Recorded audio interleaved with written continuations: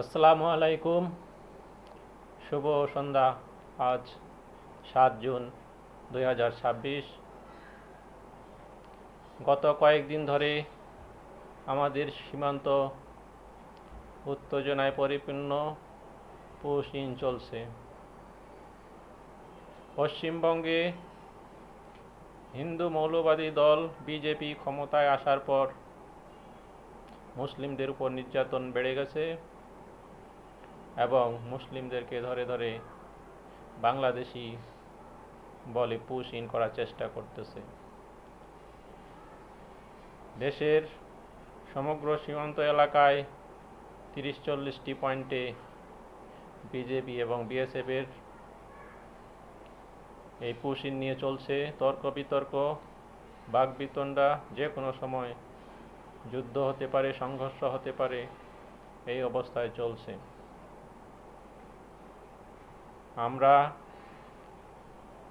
সীমান্তবর্তী এলাকাকে নিরাপদ রাখার জন্যে আমাদের চিন্তাভাবনাকে প্রসারিত করতে হবে।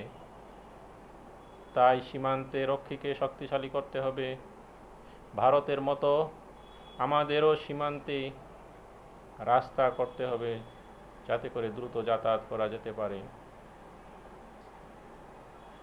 প্রয়োজনে কিছু কিছু এলাকায় আমরা ভারতের মতো কাঁটাতারের ব্যবস্থা করতে পারি, কারণ তারা কাঁটাতার গেট তাদের নিয়ন্ত্রণে, তারা তাদের মতো কাঁটাতারের ফাঁক দিয়ে গেট দিয়ে পুশ ইন করে যাচ্ছে। অর্থাৎ তারা পুশ ইন করলেও আমাদের তার কাঁটা দিয়ে তারা আমাদের দেশে ঢুকতে পারবে না। অতএব তারা যেটা কাজ করেছে আমাদেরকেও সেই একই পথ অনুসরণ করতে হবে। আমাদেরও সেম পদ্ধতিতে তার কাটার ব্যবস্থা করতে হবে। এতে করে হয়তো কিছু আমাদের বাজেটের সমস্যা হতে পারে। সেই সমস্যা চিন্তা না করে আমাদেরকে এই পথে এগোতে হবে।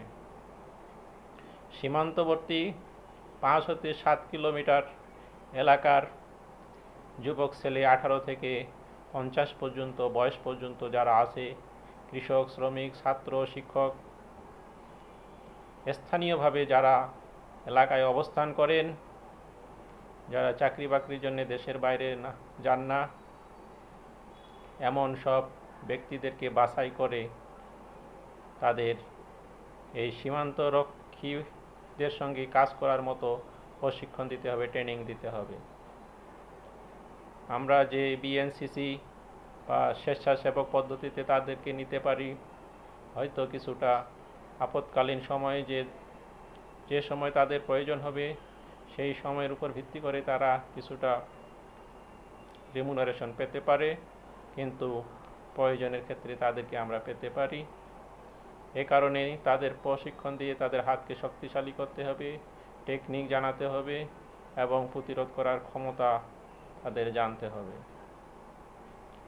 এতে করে আমাদের বিজেপির শক্তি 2-3 গুণ বৃদ্ধি পাবে এবং প্রয়োজনে মুহূর্তের মধ্যে তারা সীমান্তে উপস্থিত হতে পারে। এ কারণে সীমান্তবর্তী এলাকাকে গুরুত্ব দিতে হবে। অর্থাৎ 5 কিলোমিটার রাস্তার 5 কিলোমিটারের মধ্যে যেসব গ্রাম আছে তারা আধা ঘন্টায় সীমান্তে পৌঁছতে পারে। অর্থাৎ একটি সংকেতের মাধ্যমে, একটি খবরের মাধ্যমে দ্রুত তারা উপস্থিত হতে পারে। এভাবে আমাদের সীমান্তবর্তী এলাকাগুলো সাজাতে হবে। আমাদের ধরে নিতে হবে যে কোনো সময় আমাদের পার্শ্ববর্তী দেশ ভারতের সঙ্গে সংঘাত হতে পারে। যেমনটি আজ থেকে 50 বছর আগে ইরান ভেবে রেখেছে যে তাদের অস্ত্র গোডাউন করতে হবে, অস্ত্রে সয়লাভ করতে হবে, যে কোনো সময় যে কোনো দেশের সঙ্গে তাদের যুদ্ধ করা লাগতে পারে। এই পরিকল্পনা থেকে তারা দিনের পর দিন অস্ত্রের সম্ভার করেছে, এগিয়ে গেছে। আমাদেরকেও সেই ফর্মুলায় যেতে হবে। যে কোনো সময় আমাদের সংঘাত হতে পারে, এটা আজ হোক, কাল হোক, 1 বছর, 2 বছর, 10 বছর, 50 বছর লেগে যেতে পারে। তো সংঘাত হবে, যুদ্ধ হবে, এটা নিশ্চিত। আর এই নিশ্চিত বিষয়টি মাথায় রেখে আমাদের প্রতিরক্ষা ব্যবস্থা, সীমান্ত রক্ষার ব্যবস্থা শক্তিশালী করতে হবে। এর জন্যে যা যা করা প্রয়োজন দ্রুত সময়ে করতে হবে এখনই আমাদেরকে সীমান্তবর্তী রাস্তাগুলোতে কাজে হাত দিতে হবে। যে যে এলাকাগুলো সহজে করা যায় সেগুলোকে সহজে, এবং যে জায়গাগুলো বেশি গুরুত্বপূর্ণ সেখানে এখনই গুরুত্ব দিয়ে কাজ শুরু করতে হবে, কোনো আর অপেক্ষা নয়। সেই সঙ্গে প্রযুক্তির সর্বোচ্চ ব্যবহার, আধুনিক প্রযুক্তির সর্বোচ্চ ব্যবহার, ড্রোন, লেজার, অন্যান্য প্রযুক্তি ব্যবহার করে আমাদের সীমান্তকে শক্তিশালী করতে হবে। আলী বাবা, বিটিভি, ঢাকা।